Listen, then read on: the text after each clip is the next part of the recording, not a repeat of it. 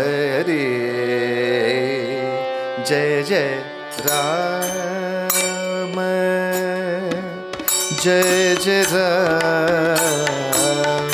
जय जय राम जय जय राम जय जय राम राम राम कृष्ण हरे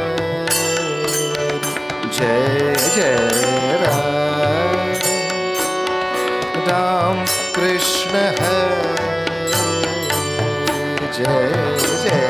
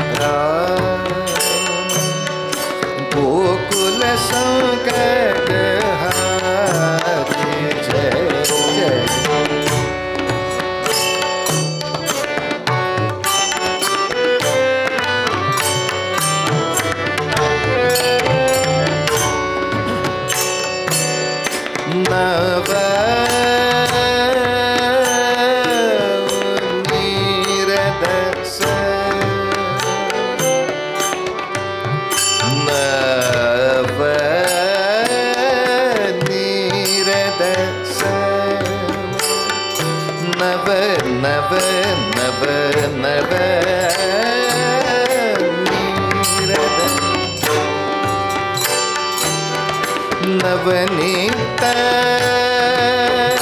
प्रिय नवल विनोद विहारी जय जय राम गम धनि सनि राम गरे सा जय जय सा गम धनि सा जय जय राम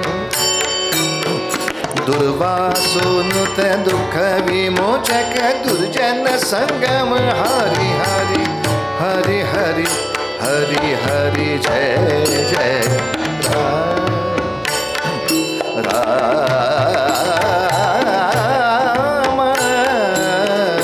हरि जय राम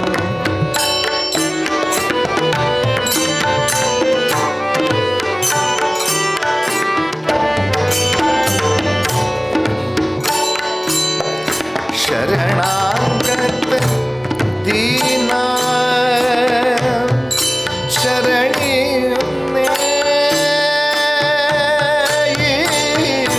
करुणा दृष्टि निहारे करुणा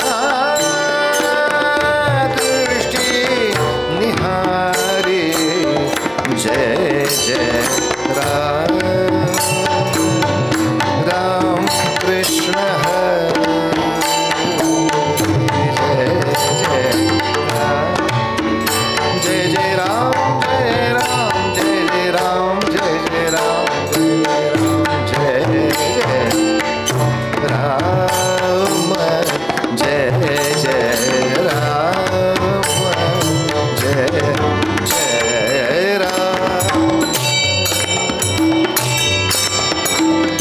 रूप पाहता लोचन रूप पाहता लोचन रूप पाहता लोचन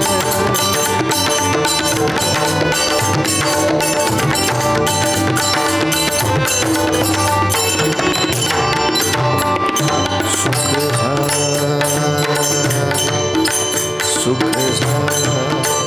सुख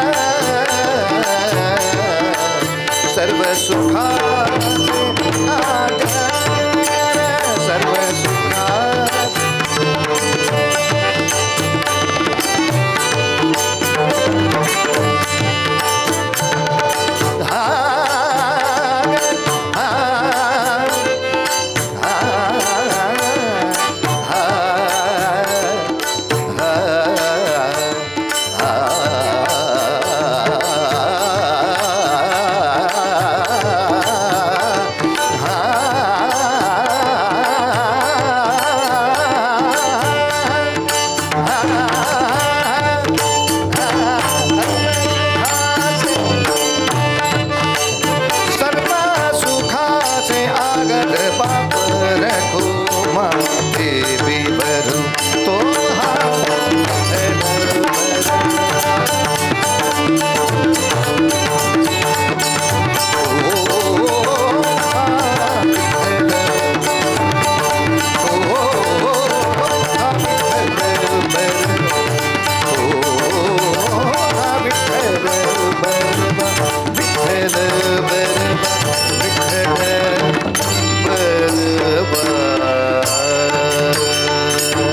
रघुपति राघव राजा राम पतित पावन सीताराम।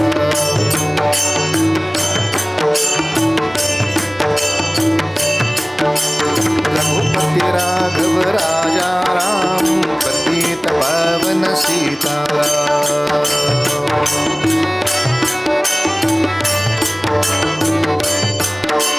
रघुपति राघव राजा राम पतित पावन सीताराम।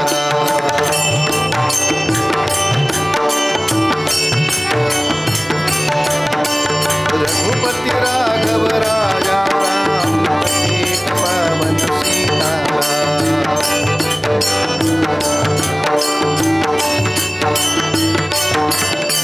रघुपति राघव राजा राम पतित पावन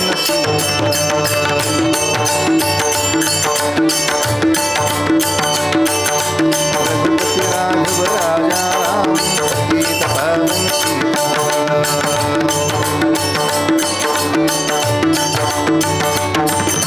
राजाधिराज रामचंद्र महाराज की जय।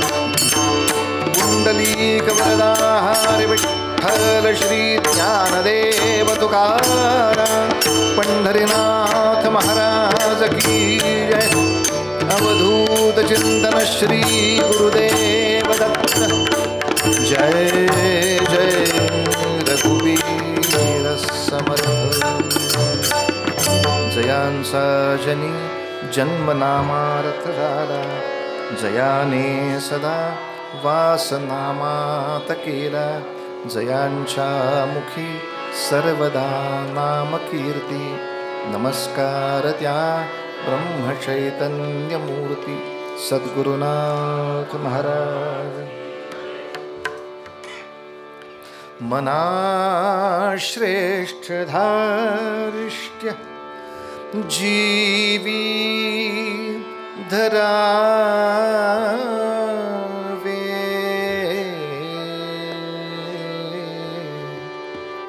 मना श्रेष्ठ धारिष्ट्य जीवी धरावे। धीरा धीरा मना श्रेष्ठ धारिष्ट्य जीवी धरावे। मना श्रेष्ठ धारिष्ट्य जीवी धरावे। मना बोलणे नीच शोषित जावे। मना बोलणे नीच शोषित जावे। स्वये सर्वदा नम्र वासे बतावे। स्वये सर्वदा नम्र वासे बतावे। मना सर्वलोकासे रे नीपवावे।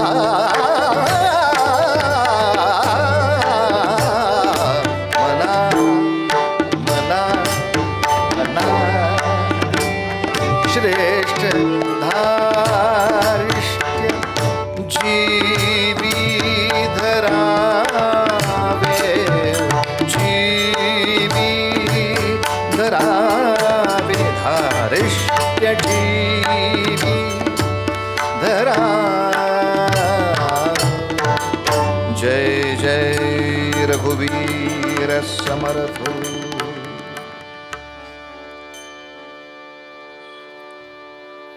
जीवनामध्ये मानवी मूल्यांचा हात धरून जो कोणी वाटचाल करायला जाईल त्याला विलक्षण लोकनिंदेला तोंड द्यावं लागेल हे नक्की।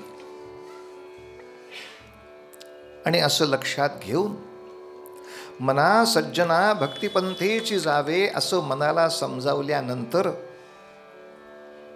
पुढे समर्थ मनाची समजूत घालतायत, तू या भक्तिपंथाने समजा पुढे गेलास तर काय होईल? पहिल्यांदा निंदाच होईल। काय आमच्या घरात शुकमुनी जन्माला आले की काय, इथपासून सुरुवात। तेव्हा श्रेष्ठ धारिष्ट्य जीवी धरावे। श्रेष्ठ आणि धारिष्ट्य हे दोन्ही शब्द ज्यांना फळ्यावर उत्कृष्ट लिहिता येतील त्यांना 100 रुपये बक्षीस द्या। हे शब्द फक्त शुद्ध स्वच्छ लिहून दाखवायचे, कारण त्यातला श हा सुद्धा पोटफुडे आहे। श्रेष्ठ धारिष्ट्य म्हटल्यानंतर कशाला काय जोडायचो? इथनं अभिजात सुरुवात आहे महाराज। शुद्ध लेखनासाठी सुद्धा चांगले आहेत, कानाचा व्यायाम होतो। नक्की कशाला काय जोडायचं आहे? आणि म्हणून काही मुलं इंग्रजीचा पुरस्कार करतात आणि तक्रार करतात, या मराठी भाषेमध्ये इतका ताप आहे, आकार उकार इकार। इंग्रजी लिहिताना कसं काय काना नाही, मात्रा नाही, वेलंटी नाही, काही प्रॉब्लेम नाही। अहो हे काही नाही हाच प्रॉब्लेम आहे। त्यामुळं नक्की उच्चार काय करायचा तो कळतच नाही। किती नवऱ्यांनी मार खाल्लेत मला सांगा। बायकोनं मेसेज केला घरी येताना गजरे आणा, हा गाजरं घेऊन गेला घरी। आता स्पेलिंग मध्ये नाही ना फरक पडत, त्याला तुम्ही काय कराल? त्या स्पेलिंग मध्ये बघितल्यानंतर ह्याला गजरे आण म्हणायचंय का गाजरे आणा म्हणायचंय? कशाचा पुरस्कार? जे मुळातच अर्धवट आहेत, 26 वर थांबलेत, आपण 52 वर आहोत मातृकानं। आणि अनेक नियम आपल्याकडे नियम आहे म्हणजे आहे, त्यांच्याकडे नियम पाळायचं का नाही त्यांच्या मनावर आहे। हा दुष्टानो, पुढचं स्पेलिंग सांग बंबू। सप्पॅ प हा उच्चार कशात येतो? पी पी पी, पहिला पी लिहायचा। आता ऊचा उच्चार कशात येतो? You you you you you, हां त्या यू लिहायचा। आणि मग टचा उच्चार कशात येतो? टी मध्ये येतो। मग पी यू टी आलं का नाही? पी यू टी म्हणजे प ऊ आणि ट, पुट झालं बरोबर। हां आता बी यू टी,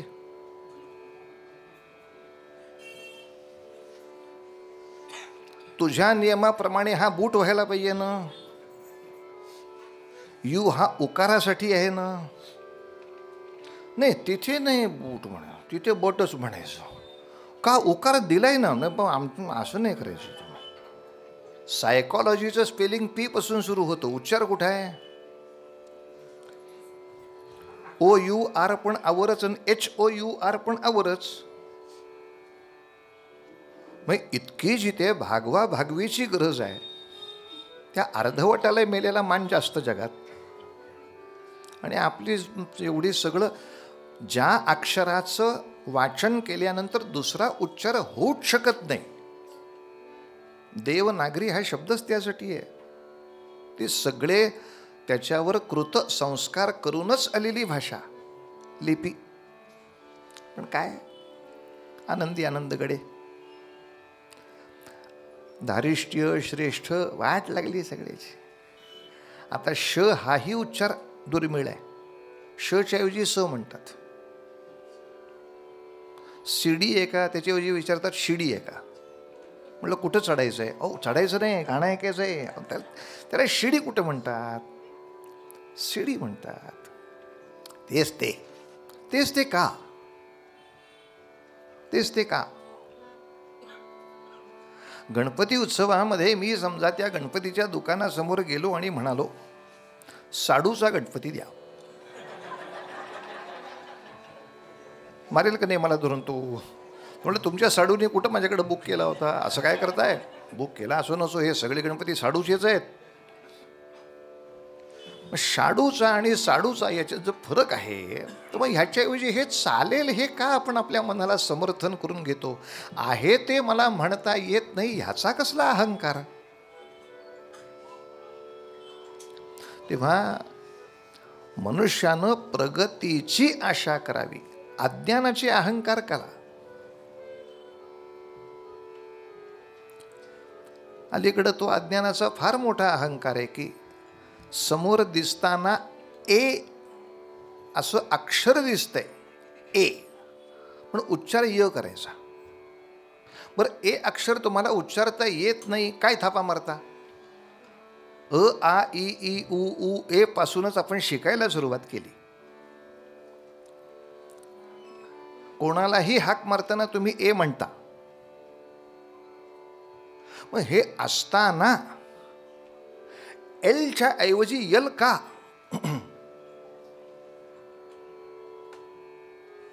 एसच्या ऐवजी यस कशासाठी?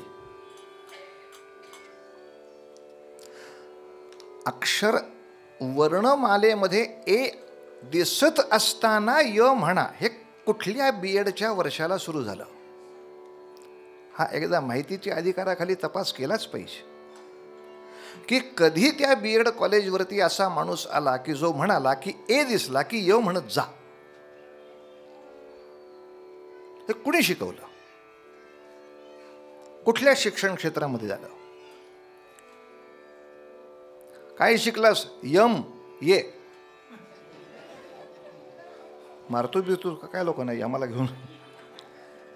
यम ये येईल बाबा, भाषेला तरी नक्की येईल.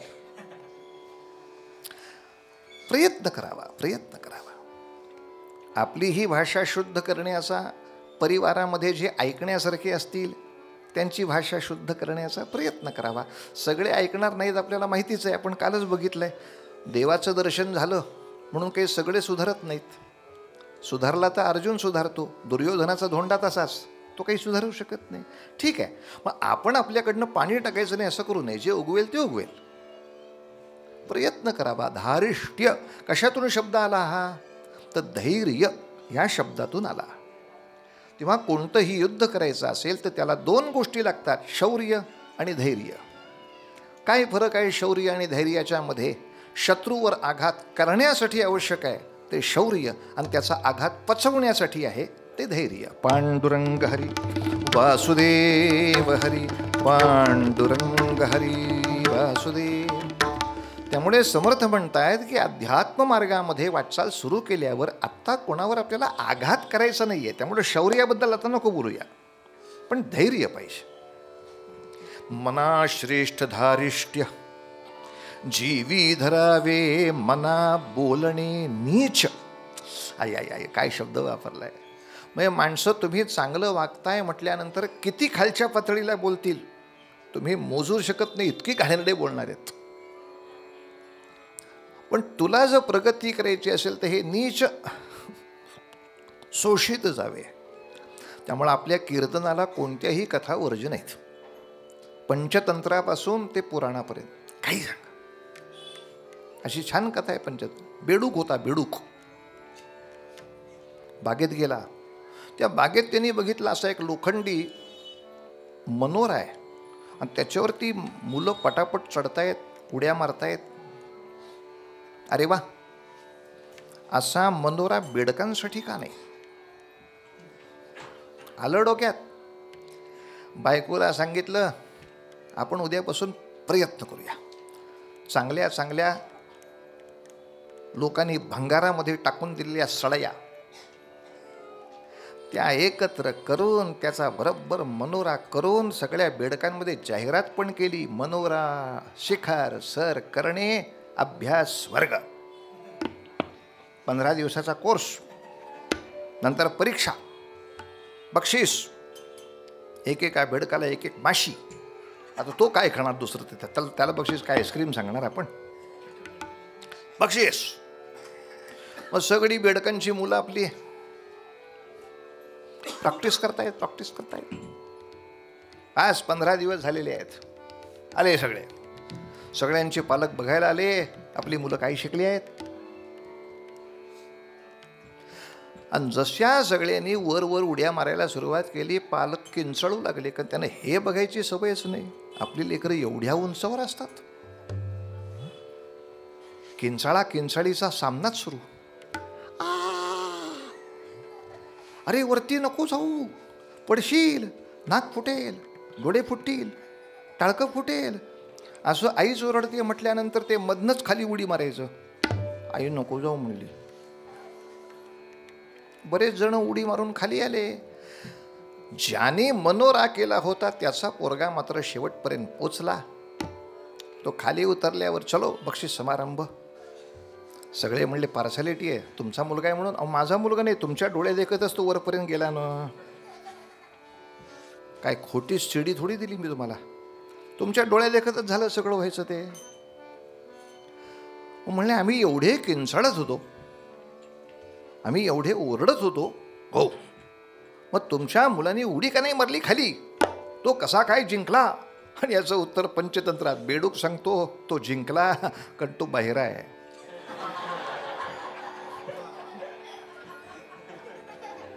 तुम्ही काय बोंबलला त्याने ऐकलंच नाही ते. उलट तुम्ही जे काय अरे हे त्याला वाटलं बकअप करतायत सगळं आयुष्य. बस म्हणलं जमलो चलो उपर. मग चांगल्या कामासाठी जायचे तर कान असे आपले बहिरे करून टाकायचे. कारण वाईट काय असतं महाराज, स्तुतीनं सुद्धा पथचलित होत होतो, निंदेनं तर होतोच. म्हणजे जरा छान गाण्याचा रियाज केला आणि कोणी म्हटलं हा हा हा हा आपले वा गंधर्वांनंतर तुम्हीच की संपलं रियाजाची वाटोळं, आता मी गंधर्वच झालो, मी कशाला प्रॅक्टिस करू. त्याने कर्तव्य जातं. किंवा काय आपले गाता शी ऐकवत नाही काही वेळेला, माझं गाणं चांगलं नाही म्हणतात तरी सोडतो माणूस. निंदा स्तुती कशानं सुद्धा आपण निवडलेला पथ जाऊ शकतो. म्हणून मना श्रेष्ठ धारिष्ट्य, कोणी निंदा कोणी वंदा, आपला स्वहिताचा धंदा. आपलं स्वहित त्याच्यामध्ये सोडायचं नाही. जरा माळ घेऊन बसलं की वा आता प्रति गोंदवलेकर महाराज आले नाशिकमध्ये, उगाच म्हणायचं. मग तुला बघून म्हणू का प्रति बकासूर आलाय नाशिकमध्ये म्हणून, तू तुझं काम कर ना, मला का त्रास देतो. पण म्हणणार माणसं म्हणणार. म्हणजे कितीही चांगलं काम केलं तर किती खालच्या पातळीवरनं माणसं बोलतात, यासाठी वेगळे दृष्टांत द्यायची गरजच नाही. रोजचं फेसबुक बघितलं की सगळं कळतं. काही चांगलं करा, घाण घाण घाण आणि त्याच्यातच मोठेपणा. असो, आहे त्या घाणीला सुधारणं आपल्याला शक्य नाही. शक्य एकच आहे, नवीन जी पिढी तयार होते त्यांना स्वच्छ ठेवणं. ही घाण करू नको. तेव्हा मना बोलणे नीच शोषित जावे. अहो पण सगळे आपल्याला निंदा करतात, ऐकून घ्यायचं का? लगेच तिसऱ्या ओळीत उत्तर, स्वये सर्वदा नम्र वाचे वदावे. बोलू नको कुठे म्हटलं तुला, जरा थांब ना, पुढची ओळ आहे ना. पण एका ओळीत 3 सूचना. कोणी वदावे? स्वये, तुझ्यावर बोललेत ना, तू बोल. किती वेळा सांगायचं त्याची अक्कल येईपर्यंत. सर्वदा आयुर्वेदिक डॉक्टरसारखं करायचं, औषध देऊन बघायचं, पोटा जड आहे, जास्त जुलाबाची औषधं देत राहा. त्याला जुलाब होईपर्यंत आपला उपचार थांबवायचा नाही. स्वये बोलावे, सर्वदा बोलावे, मात्र अट एकच, नम्र वाचे वदावे. स्वये सर्वदा नम्र वाचे वदावे. आणि असो, सिद्धांत तर कळला, त्यासाठी पटकन एखादा दृष्टांत पाहिजे. मग कोणाकडे जाऊया या दृष्टांतासाठी? श्री एकनाथ सदनी माधवजी सर्व काम ते करीतो. श्री एकनाथ सदनी माधवजी सर्व काम ते करीतो स्वकरे चंदन घाशी स्वकरे चंदन घाशी गंगेचे पाणी कावडी भरितो राम राम हरे हरे राम राम राम राम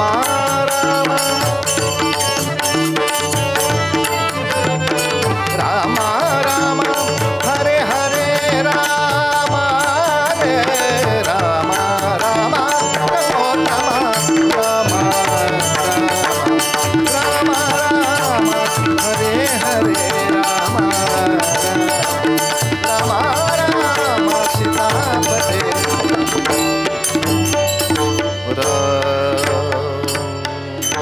श्री एकनाथ सदनी माधवजी सर्व कामते करीतो.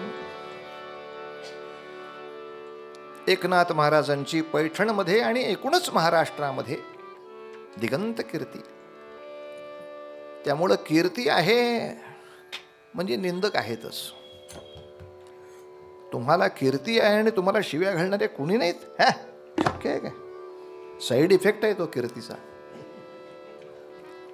त्यामुळं पैठणामध्ये सुद्धा चुगलखोर बसलेलीच. नाथाची फजिती कशी करता येईल याची वाटच पाहतायत. पण अशा वेळेला काशीवरून एक विद्वान मनुष्य आला.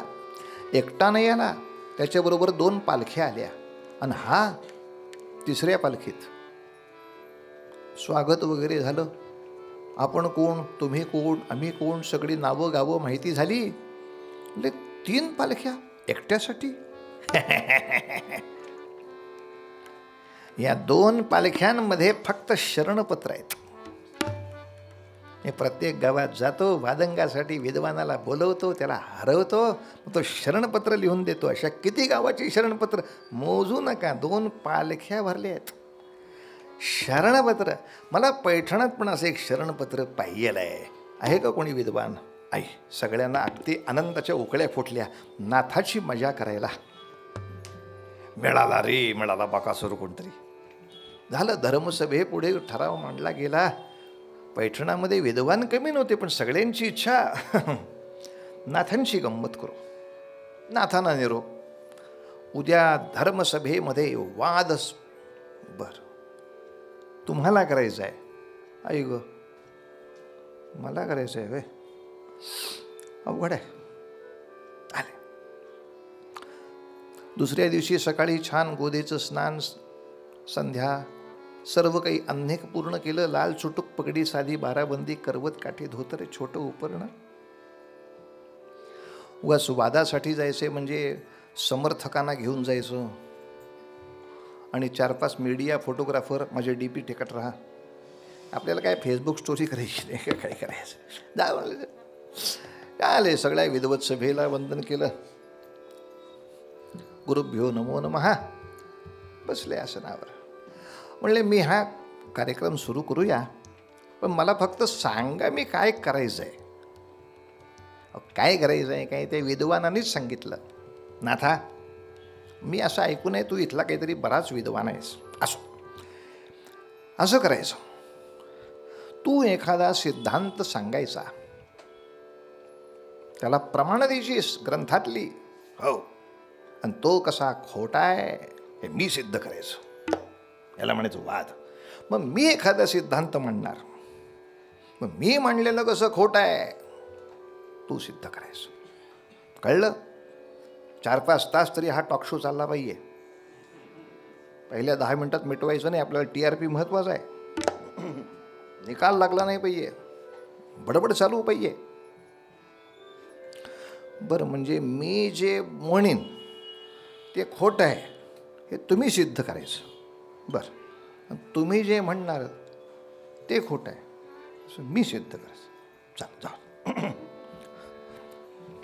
काषाय वस्त्रं करदंडधारणं कमण्डलुं पद्मकरेण शङ्खं चक्रं गदा भूषितभूषणाढ्यं श्रीपादराजम् अवधूतचिन्तन श्री गुरुदेव दत्त महाराजांच्या चरणी विनम्र अभिवादन केलं आणि नाथांनी बोलायला सुरुवात केली. माझ्याशी चर्चा करायला आलेले हे समोरचे गृहस्थ अत्यंत विद्वान, सज्जन आणि देवभक्त आहेत, त्यांना नमस्कार असो, असं म्हटले आणि बसले खाली.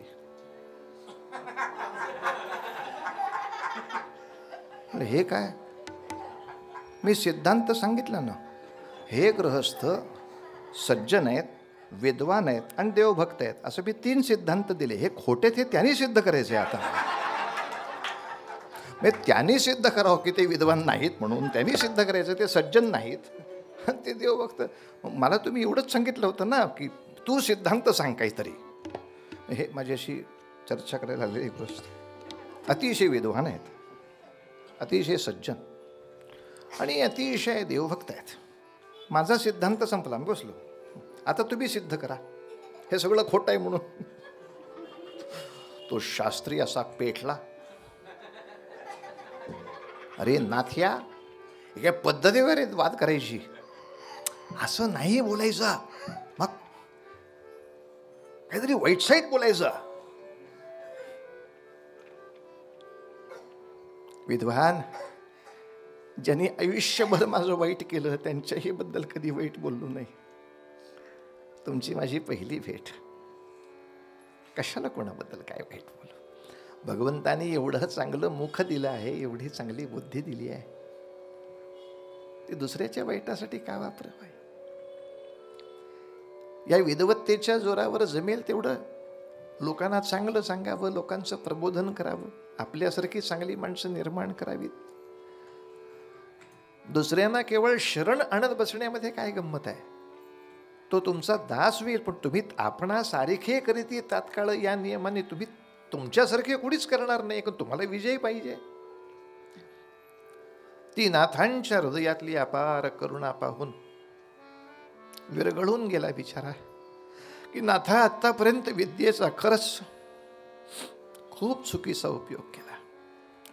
अनेकांना जिंकण्यातच समाधान मानलं. जिंकण्यात काय समाधान, बदलण्यात समाधान मान. त्यांना बदलून दाखवलं. जिंकण्यामध्ये काय गंमत आहे. एखादा दृष्टांत सांगतो. रामकृष्ण परमहंसांच्या जीवनात आहे. गंगेतून इकडून पलीकडे जात असताना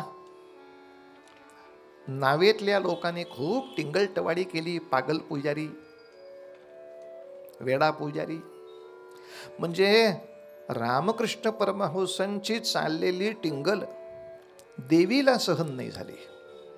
ती प्रगट झाली, थैथया नाचू लागली. त्या जहाजावर संताप आला, ते जहाज डळमळू लागलं. मग घाबरले सगळे, रामकृष्ण वाचव रे, रामकृष्ण वाचव रे. हे काय प्रकरण सुरू झालं. आणि रामकृष्ण देवीशी बोलले, का आलात, आलायत का, तुझी निंदा मला ऐकवत नाही.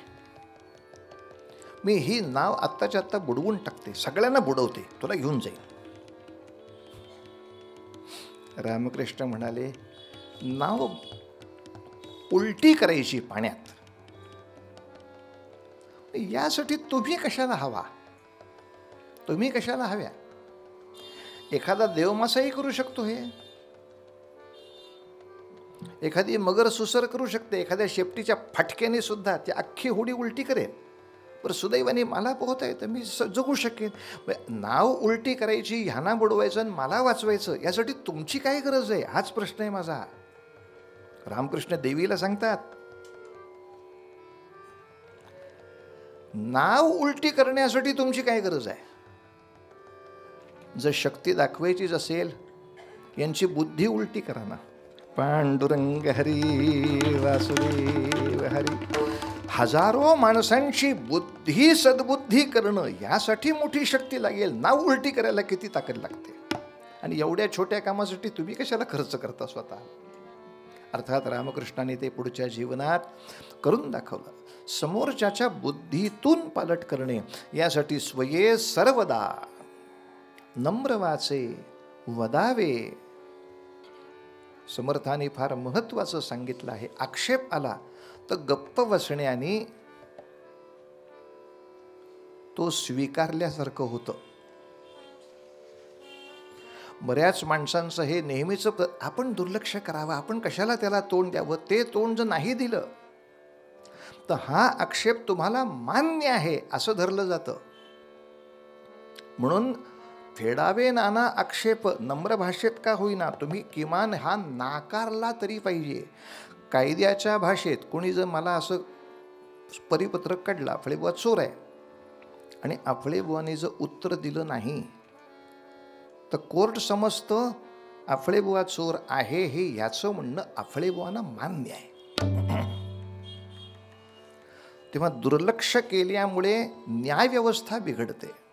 दुर्लक्ष केल्यामुळे सामान्य समाजाचा असा समज होतो की हे असे आहेतच, बोलायला तोंडच नाही म्हणून गप्प बसले. आपलं औदार्य हा आपला पराभव दाखवतो. तेव्हा नम्र भाषेमध्ये का होईना स्वये सर्वदा नम्र वासे, आणि जिथे निषेध नोंदवायचा तिथे वदावे, बोलायचं हे चुकणं आहे असं नाही आहे, असं पाहिजे. मात्र कसं बोलावं याचा एक छोटासा आलेख. मना सर्व लोकासिरे निववावे. निवणं हा शब्द खास मराठी आहे. यासाठी खरंच चुलीवरती दूध तापवलेलं आणि ते तसंच छान गार झालेलं याचा पोरांना अनुभव द्यायला पाहिजे. ते सगळंच रेडीमेड आहे त्यांच्याकडं. पण गरम झालेलं दुधाचं पातेलं पटकन फ्रीजमध्ये ठेवलं आणि गार केलं, ते निवलं नाही. ते तुम्ही त्याला मुद्दाम गार केलात, त्याचं त्यांनी गार होणं म्हणजे निवणं. त्याचा तोच गार होता, शांत झाला, त्याची साय जास्त चांगली होते. आपळेबुवा खाऊ नका, डाएटमध्ये येत नाही साय. माहिती आहे ना मला. बाकीच्या त्या जबरदस्तीनं तापवलेल्या दुधापेक्षा जे आपण होऊन निवलं त्याच्या साईची ताकद जास्त, घट्ट. एक छोटा दृष्टांत पुरे. प्रतापगडचं युद्ध सर्वांना माहिती आहे. प्रतापगडच्या युद्धामध्ये अफजल खानाचा पराभव झाला नव्हे, त्याचा मृत्यूही झाला. शिवरायांचीच इच्छा होती त्याच्या वतीनं चाल करून आलेला प्रत्येक जण मारून टाकावा, आणि त्यातलं जवळजवळ 99% काम त्यांनी केलंही. म्हणजे एकटा अफजल खान नव्हे, त्याच्याबरोबर आलेल्या 22,000 फौजेला किमान 21,000 सैनिकाच्या घरात कापला गेला प्रतापगडावर. म्हणजे बादशाह सगळ्यात टरकले ह्या कारणाचं एकच प्रकरण होतं. अरे बापरे, बेसुमार कत्तल करणं हे तुम्हालाच येतं असं नाही, मला पण येतं. 21,000 कापून दाखवले. पण इच्छा अशी होती की हे सगळं सैन्य संपलं, हे आपणच जाऊन विजापूरला सांगावं, पण तसं झालं नाही. आपल्याच सैन्यामधला एक सैनिक फुटला आणि त्याने अफजल खानाच्या मुलाला जंगलातून पळायची वाट दाखवली. पैसे खाल्ले, ठीक आहे, बातमी आधी फुटली.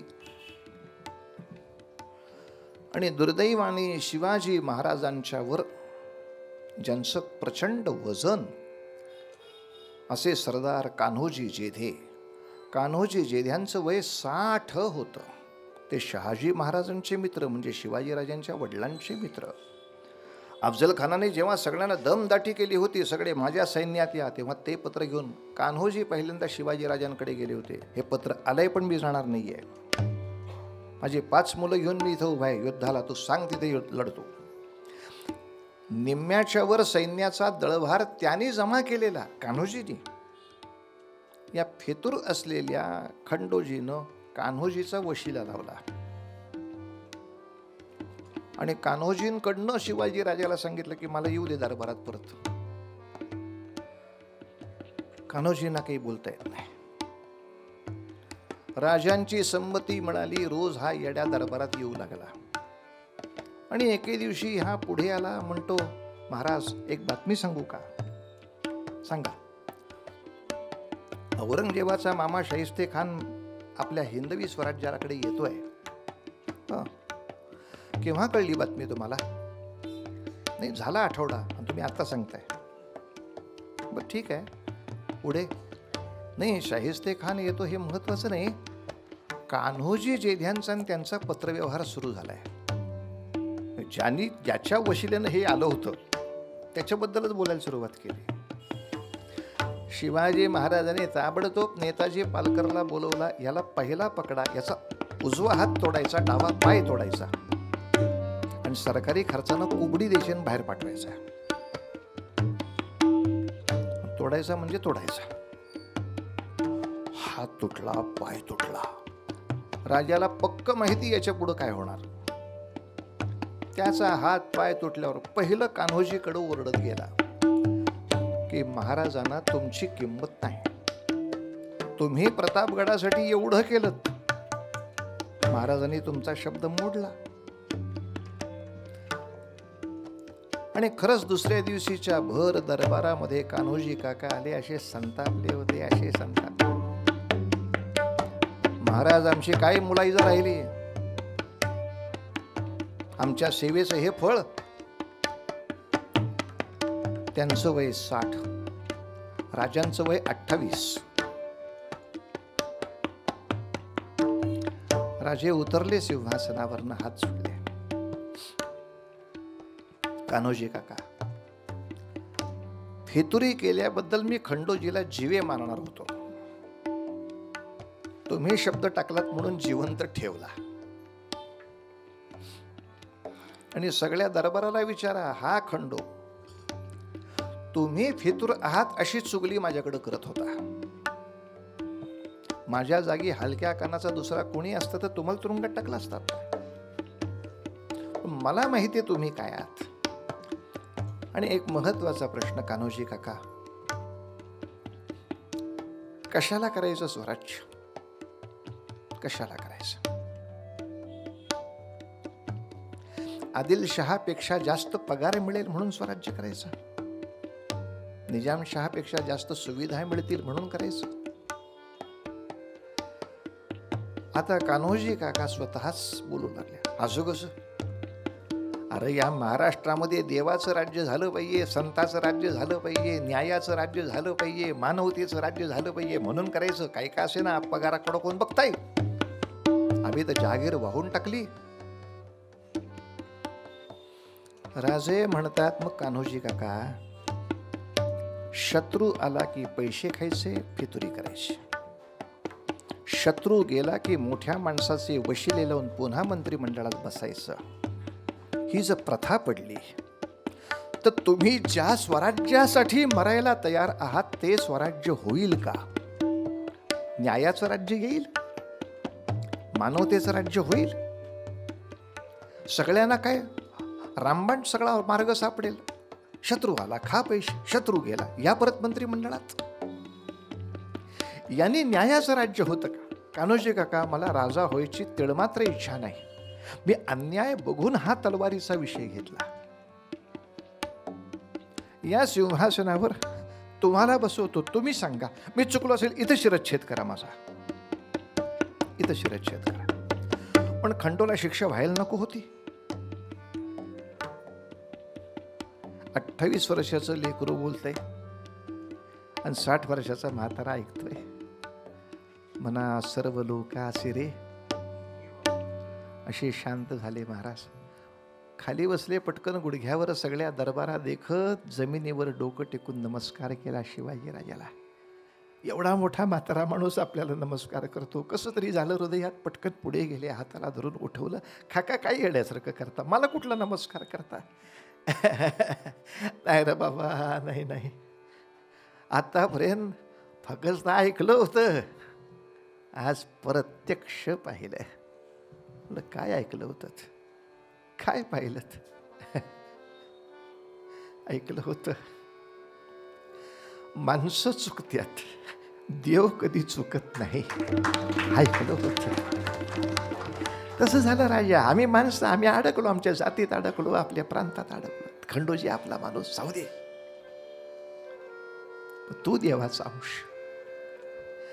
राजा, आम्हाला संतांचं राज्य पाहिजे आहे, यासाठी मरतोय. ह्या वक्ताला झाली चूक, परत नाही व्हायची. पण लक्षात ठेव, असाच न्यायी राहण्यासाठी उद्या शास्ता खानाच्या वतीनं कान्होजी जेधे जरी येताना दिसला तरी त्याच्या अंगावर तोफेचा गोळा फेकायला मागं पुढं पाहू नको. म्हाताऱ्याची शपथ आहे तुला. राज्य शिवाजी राजाचं नाही आहे, राज्य कान्होजी काकाचं नाही, राज्य संतांचं आहे, राज्य देवाचं आहे. त्या न्यायाने चाललं पाहिजे. देव चुकत नाही राजे. शिवाजी राजाने अशी कडकडून मिठी मारली. कान्होजी काका, तुम्ही तुमच्या मनाने माझ्याजवळ इतके आहात, ही जाणीव 100 प्रतापगड जिंकल्या इतकी मोठी आहे. शेवटी किल्ले काय करायचे होते? दगड आहेत, माती आहेत. किल्ला केव्हा असतो? जेव्हा तिथं आपल्या मताची माणसं असतात. किल्ला राखतं कोण? बुरुज. स्वामिनिष्ठ असलेली माणसं, तत्वनिष्ठ असले. तुम्ही एक तुमच्यासारखे आहात म्हटल्यावर 100 प्रतापगड माझ्या हाती आहेत. म्हणून समर्थाने आग्रहाने सांगितलं, शिवाजी महाराजांची तलवार सगळे सांगतील हो, पण शिवरायाचे कैसे बोलणे, शिवरायांचे कैसे चालणे आणि शिवरायाची सलगी देणे कैसे असे. संभाजी महाराजांच्या पत्रात त्यांनी लिहिलंय की शिवरायांचा आठवावा प्रताप पराक्रम तर आठवच, पण पुढे राज्य जर चांगलं करायचं असेल तर महाराज बोलतात कसं ते पहा. कोणाशी कसं बोलावं, काय पद्धतीनं बोलावं, माणसं कशी बांधून ठेवावीत ते पहा. बस महाराज, शिवाजी महाराजांनी त्यांच्या काळात काम केलं, नाथांनी त्यांच्या काळात काम केलं. आज आता आपल्या काळामध्ये समर्थाने आपल्या वाणीला हा संस्कार दिला आहे. समाजामध्ये धर्माबद्दल, राष्ट्राबद्दल, इतिहासाबद्दल जे चुकीचं होईल अशा वेळेला नम्र भाषेत का होईना हे चूक आहे हे वदावे, हे नक्की. पण एखाद्याशी प्रतिवाद करायचीच वेळ आली असं बोलावं की तो त्याचा शांत मनाने शांत झाला पाहिजे. तुम्ही म्हणताय म्हणून गप बसतो, ह्या वादाला काही अर्थ नाही. त्याला मनापासून बदलण्यासाठी रामरायाला सांगा. आपण प्रयत्न करू शकतो. यश शेवटी रामाकडेच आहे. गुरुदेवा, रामाला प्रार्थना करा, मी माझ्याकडनं प्रयत्न करतोय, पण हा निवला पाहिजे. आणि हा एकदा निवला ना मनामध्ये, मग त्याची सायची घट्ट बसेल, मग ती धर्मनिष्ठेपासून हलणार नाही. पण यासाठी मी हलणार नाही एवढा दृढ पाहिजे. साय साखर मिळाले की आपळेबुवा चालला दुसऱ्या तेवढाच. म्हणून मूळ श्लोकाचा विषय लक्षात घ्यायचा. मना श्रेष्ठ धारिष्ट्य जीवी धरावे, मना श्रेष्ठ जीवी धरावे, मना बोलणे नीच शोषित जावे, मना बोलणे नीच शोषित जावे, स्वये सर्वदा नम्र वाचे वदावे, स्वये सर्वदा नम्र वाचे वदावे, मना सर्व लोकासी रे नीववावे, मना श्रेष्ठ धारिष्ट्य.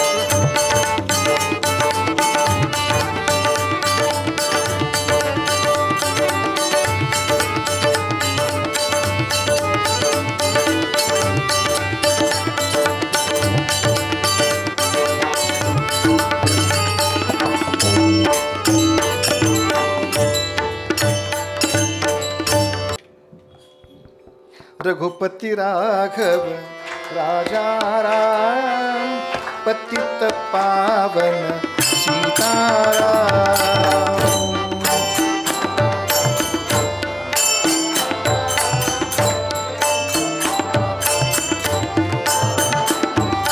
रघुपति राघव राजा राम, पतित पावन सीताराम.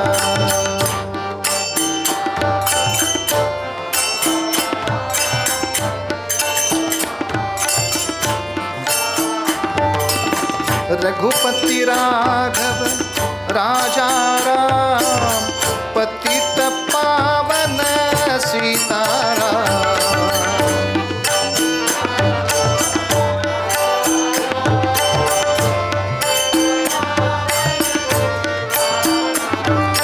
रघुपति राघव राजा राम पतित पावन सीताराम।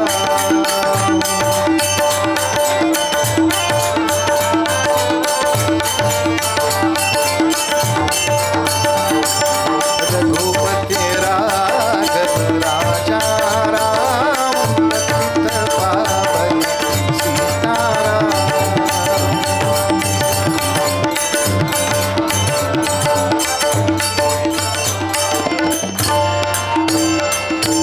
राजाधिराज रामचंद्र महाराज की। हरे राम राम राम हरे हरे, हरे कृष्ण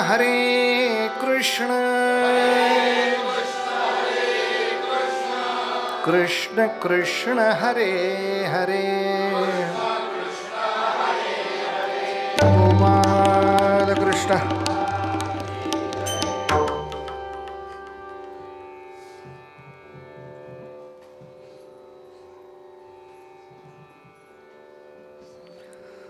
महाभारताच्या एकूण चरित्रामध्ये अनेक लोकांबद्दल अनेक गैरसमज आहेत. तसंच धर्मराजाबद्दल सुद्धा अनेक गैरसमज आहेत. धर्मराजाचंच नाव आहे युधिष्ठिर. कुंतीला 3 देवांच्या मंत्रप्रभावाने झालेले 3 पुत्र म्हणजे धर्म, भीम, अर्जुन आणि तिची सवत माद्री म्हणजे पंडूची दुसरी पत्नी. तिला अश्विनी कुमारापासून झालेली 2 मुलं नकुल आणि सहदेव. हे जरी वेगवेगळ्या 5 देवतांचे असले तरी ते पंडूच्या पत्नींना झाले असल्यामुळे वडिलांचंच नाव कायम राहिलं पांडव. हे सगळे पंडूचे. तेव्हा हा प्रथम युधिष्ठिर याच्याबद्दलचा एक प्रचंड मोठा संभ्रम सर्वमान्य जगात आहे. तो म्हणजे तो अत्यंत हळव्या मनाचा,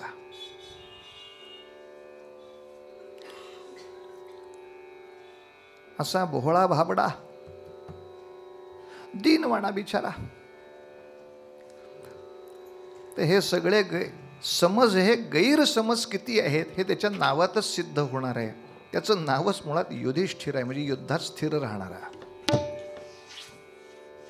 बरं, अखेरच्या महाभारताच्या युद्धामध्ये तो 18 दिवस युद्धाच्या भूमीवरच आहे. त्यातल्या एका तुकडीचं तो नेतृत्व करतो आहे. म्हणजे एकूण युद्धामध्ये किमान शत्रू पक्षाकडच्या 100 योद्ध्यांना वीरगती देणं हे त्याच्या रेकॉर्डवर आहे. आणि तेव्हा युद्ध एका दिवसाआड चाले, पण एक दिवस युद्ध झालं की त्याच्यावरची प्रेत हलवायला 1 दिवस जाईल. याच्यामध्ये युद्धाचा एवढा तडाखा चालू असताना समोरचे त्याने ज्यांना किमान 100 जणांना वीरगती दिली त्यांच्या उरामध्ये तो भाला युद्धामध्ये सारखा निष्णात होता. त्यामुळे भाला त्याला मारल्यानंतर शत्रूची चाललेली आत्यंतिक तडफड बघून सुद्धा ज्यांनी युद्धामध्ये त्यांना सोडलेलं नाही. किती बिचारा तडफडतोय हो. जाऊ दे, भाला काढून घ्या,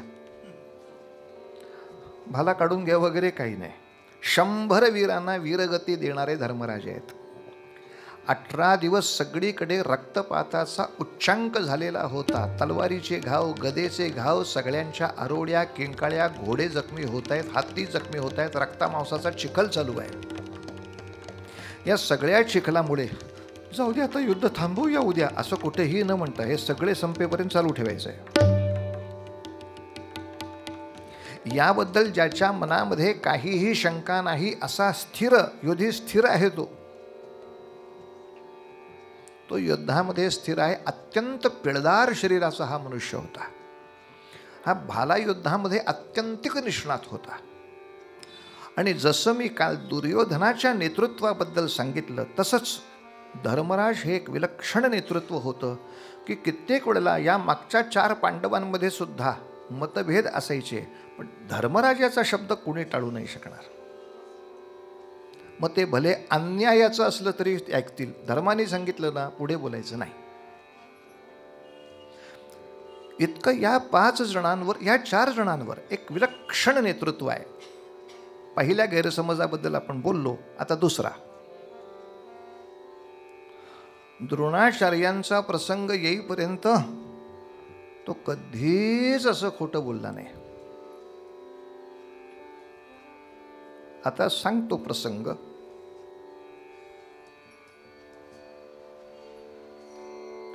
जेव्हा धर्मराजाला म्हणजे युधिष्ठिराला पंडूच्या सिंहासनावर राज्याभिषेक झाला की आता याच्यानंतर हा राजा. धृतराष्ट्राच्या मनामध्ये सतत खळबळ होती. अरे या माझ्या पुतण्याला नाही मिळायला पाहिजे राज्य, मलाच पाहिजे राज्य. मग डाव काय केला की हस्तिनापुराच्या शेजारी वारणावत नावाचं एक अत्यंत पवित्र असं तीर्थक्षेत्र, जे शिवक्षेत्र होतं, प्रचंड मोठं शंकरांचं देवालय तिथे होतं. तेव्हा धृतराष्ट्र, दुर्योधन या सगळ्यांनी सारखा आग्रह केला, अनायसे राज्यावर बसला आहात, 5ही जण दर्शन घेऊन या बरं. वारणावताला जाऊन दर्शन घेऊन या. अरे तीर्थक्षेत्र आहे, तिथं महिनाभर राहावं, असं पटकन गेलं सकाळी आलो संध्याकाळी करू नये, हे सांगतायत सगळे. तुमच्यासाठी आम्ही खास निवासस्थान बांधू. तिथे बांधू काय, बांधायला माणसं पाठवली आहेत सुद्धा, आम्हाला माहितीच आहे. अहो काकांनी सांगितल्यानंतर ऐकणार नाहीत असे आज्ञाभंग करणारे का तुम्ही पुतणे आहात? कुंतीला पण घेऊन जा. मग त्याच्या डोक्यात सगळे जाळून मारायचे. कुंतीला पण घेऊन जा. धृतराष्ट्र, दुर्योधन, दुःशासन, शकुनी चौघ इतका आग्रह करतायत, याचा अर्थ काय होतो हे न समजण्या इतका तो बावळट नाही. यासाठी मी महाभारतातलीच त्याची शब्दावली सांगतो.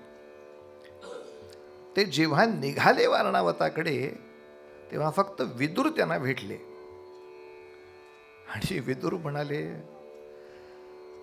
अग्निभय आहे.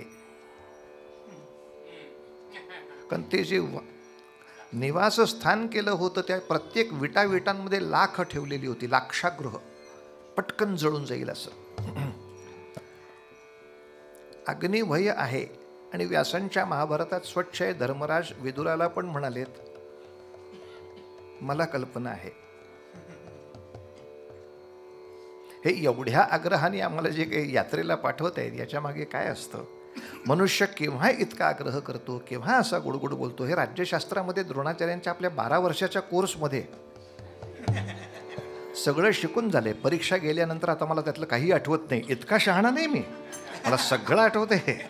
आमच्या परीक्षेमध्ये आम्ही सगळं राज्यशास्त्रापासून सगळं शिकलेलो आहे. हे काही नवीन नाही आम्हाला प्रकरण. मला कल्पना आहे, मला कल्पना आहे. ह्या 3 शब्दामध्येच धर्मराज आपल्या दृष्टीनं आपण जे बावळट समजतो, भोळा माणूस, भोळा माणूस, भोळा वगैरे काही नाही, दुसऱ्यावर जरी कपट करणार नाही तरी समोरचा मनुष्य जे कपट करतोय ते निश्चितपणे समजून घेणारा. मला माहिती आहे, आपण पाहू काय करायचं ते. कल्पना आहे. हे 5ही पांडव आपल्या मातेसह लाक्षागृहात पोचले. मात्र वारणावत क्षेत्रामध्ये ही बातमी पसरली कारण हे त्या प्रांताचे राजे आलेत. वारणावतामध्ये आपळेबुवाने आलेले. त्या अलीकडच्या काळाप्रमाणे बघितलं तर एकनाथ शिंदे महाराज तिथे आलेत. तीर्थक्षेत्रामध्ये मग त्या क्षेत्राची काय अवस्था असेल. मग काय तलाठ्यापासून जिल्हा परिषद अध्यक्षापर्यंत नमस्कार नमस्कार नमस्कार, काय आणू, फळ आणू का, हे आणू का, ते आणू का, ते. प्रत्येकजण आदर सत्कार करणार, प्रत्येकाचे पगार अडले. तो फार वरच्या पोस्टवरची ही माणसं आहेत पांडव आलेत. म्हणजे ते यात्रेकरू म्हणून नाही, ते राज्याभिषेक झाल्यानंतर तीर्थयात्रेला आलेत. म्हणजे बधाई हो, यासाठीच सगळी गर्दी आहे. तुमचा राज्याभिषेक झाला, आम्हाला तिकडं काही येता आलं नाही, पाठवू का थोडी सफरचंद,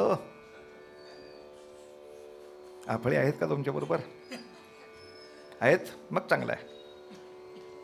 फळे खा, फळे, मग फळं पाठवायला हरकत नाही. छंद सफर केली आहे, सफरचंद भेजता हूँ आपको, वगैरे वगैरे वगैरे. प्रचंड माणसं रांगा लावून दर्शनाला येत आहेत. दर्शनाला म्हणजे नमस्काराला नव्हे, भेटायला येत आहेत, धर्माचं अभिनंदन करतायत. अरे आम्हाला जरा मोकळा वेळ द्या की काहीतरी. राजा आहे शेवटी तो. तेव्हा सकाळच्या वेळेला अंधिक जसं झालं पाहिजे तशी नगर प्रदक्षिणा, की नगरातल्या लोकांना काय हवंय, कसं हवंय, नगराची अवस्था काय आहे, एवढी जरी रोज सगळ्यांनी सुरू केली तरी सगळे रस्ते सुधारतील. की मुद्दामच सगळ्या वाहतूक मंत्र्यांनी एसटीच्या शेवटच्या सीटवर बसूनच प्रवास करायचा. म्हणजे मग सामान्य लोकांना आपण जो टॅक्स लावतो आणि तो फुकटचा खातो, हे केवढं मोठं पाप आहे. हे तुझ्या कमरेचं हाड हल्ल्याशिवाय कसं कळणार? पाप करू नये, कोणी मला हाड म्हणत नाही म्हणून तिथे आहे. किती लोकांचे तळतलाट घ्याल. पण पूर्वीच्या राजांची पद्धतच होती, प्रत्येक वसाहतीमध्ये जायचं, फिरून यायचं, त्यांची सगळ्यांची ख्याली कुशाली घ्यायची. वारणावतात, ठीक आहे ना सगळं, वगैरे आहे ना, वगैरे आहे ना, कचऱ्याचा समस्या नाही ना, निर्माल्याची समस्या नाही ना. निर्माल्य फार साठत आहेत, चिलटं बसत आहेत. ऐक, कोण आहे तिकडे? अरे खताचा प्लॅन टाका राव इकडं. निर्माल्य सगळं खतामध्ये करा, उगाच कशाला गोदावरी खराब करताय. काही एक हे करू, हे चांगलं त्याचं काहीतरी उद्योग करा त्याच्यावरती. 100 वर्षापूर्वी ही प्रचंड निर्माल्य होत होतं म्हणून चिलटं होतं, ते 100 वर्षानंतर सुद्धा समस्या तीच. मधल्या काळात एवढी सगळी आता प्रावधान आली आहेत त्याचं चांगलं रूप करण्याची. बदल झाला पाहिजे. नगर प्रदक्षिणा. आणि हा सगळा उपद्व्याप चालू असताना 2 दिवस फक्त झाले असतील, 3ऱ्या दिवशी एक मनुष्य येऊन उभा राहिला हात जोडून. आपला परिचय आम्हाला विदुराने पाठवलं. एकूण 10 माणसं आहेत. इथून थेट गावाबाहेर निघेल असं भुयार करायचं आहे, कारण अग्निभय आहे. अग्नीचा साधारण प्रादुर्भाव झाला तर तुम्हा सगळ्यांना व्यवस्थितपणे चालत जाता येईल या उंचीचं भुयार. पण वाड्यातून जे निघेल ते नगराच्या बाहेर नदी आहे, त्या नदीच्या पलीकडं तुम्ही जाल, नदीच्या किनाऱ्यापर्यंत जाल, एवढं खणायचं आहे. त्यासाठी 10 माणसं पाठवली आहेत. विदुर काका, आता धर्मराजाचा भोळसटपणा बघा. त्याने त्या खनक म्हणजे भुयार खाणणाऱ्या माणसाला सांगितलं, आतमध्ये कामासाठी 7 जण गा आणि बाहेर 3 जण ठेव. का? लाक्षागृहाला आपल्याला संरक्षक भिंत, कंपाऊंड वॉल करायची आहे. ते काम राहिलं आहे. तर 3 माणसं कंपाऊंड वॉलसाठी इथंच ठेवा आणि बाकीच्या कामाला 7 माणसं जाऊ देत. आणि खनक सुद्धा हसला.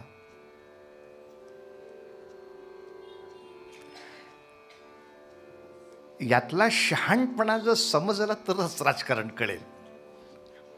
कारण प्रश्न असा आहे की ते खनक म्हणजे काय, ते काय सायलेन्सर लावून आलेले नाहीत. खणा खणा खणा कुदळीचे आवाज येणार आहेत, घमेल्याचे आवाज येणार आहेत. आणि समोरच्या माणसांचं विचारलं, रोज गर्दी आहे घरामध्ये, असं काय करताय? नाही, एवढे खाण खून ठांग फुंक कसले आवाज येत असतात? सांगता आलं पाहिजे, कंपाऊंड वॉलचं काम चालू आहे. धर्मराज तिथे भुयार करतोय मी.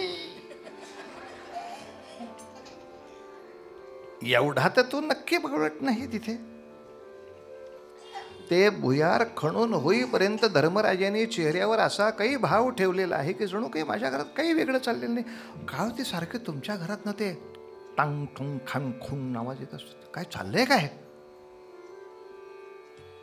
संरक्षक भिंत काम चालू आहे. भुयार महत्वाचं चाललेलं असताना संरक्षक भिंतीचं काम चालू आहे हे जो माणूस सांगतो त्याला अश्वत्थाम्याच्या वेळेला प्रश्न येईल कशाला? कारण दोन्ही गोष्टी सत्यच आहेत. भुयारही सत्यच आहे आणि भिंतही सत्यच आहे. पण या दोन सत्यातलं एक सत्य नाही सांगायचं हे त्यांनी पहिल्यापासून ठरवलंय. म्हणजे आयुष्यात तो राज्यावर बसला त्यातलं पहिलाच महिना त्याच्या या कर्तृत्वामध्ये आहे. हे कर्तृत्व. पण त्याला जेव्हा समजतंय अरे अरे अरे ही आपली सगळी भावंड आम्हाला जाळून टाकायला बसली आहेत. मग अशा वेळेला शंकरांना काय प्रार्थना करूया की या सगळ्या भावांची राख रांगोळी करून टाकू. मग आपल्याला अक्कल आहे की नाही? राख रांगोळी करायला आपण समर्थ आहोत ना. त्यासाठी शंकर कशाला पाहिजे होते? शंकर जर हवे असतील तर ते कशासाठी? सर्वात्मका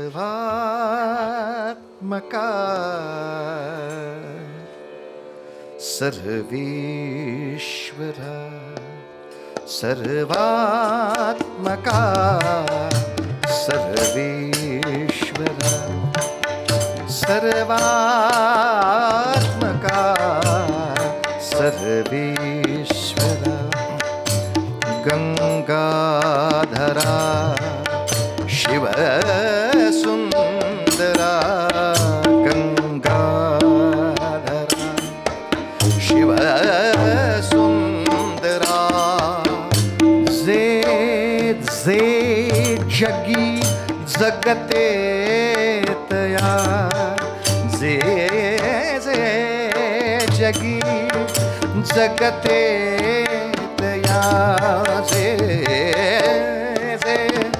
जे जे जगते ते माझे नागरिक आहेत ना.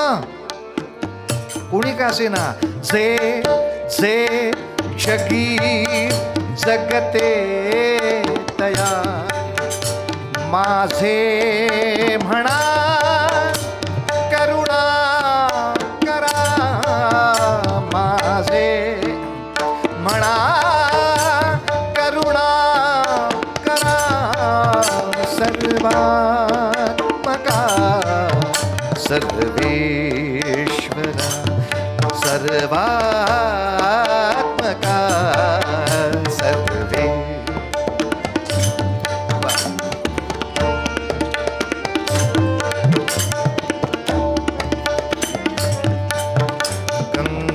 गंगाधरा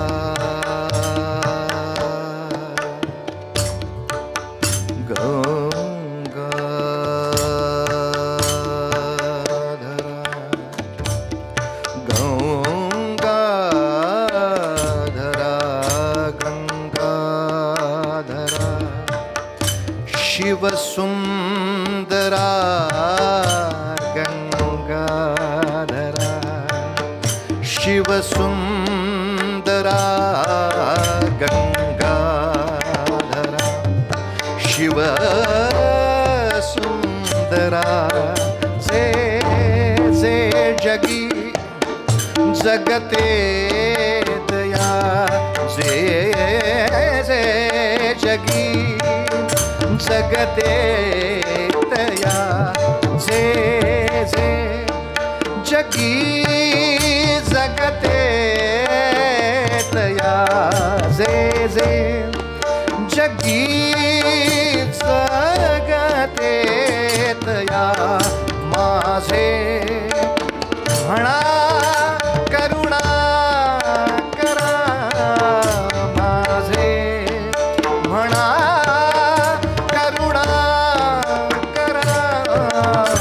सर्वात्मका सर्वेश्वर सर्वात्मका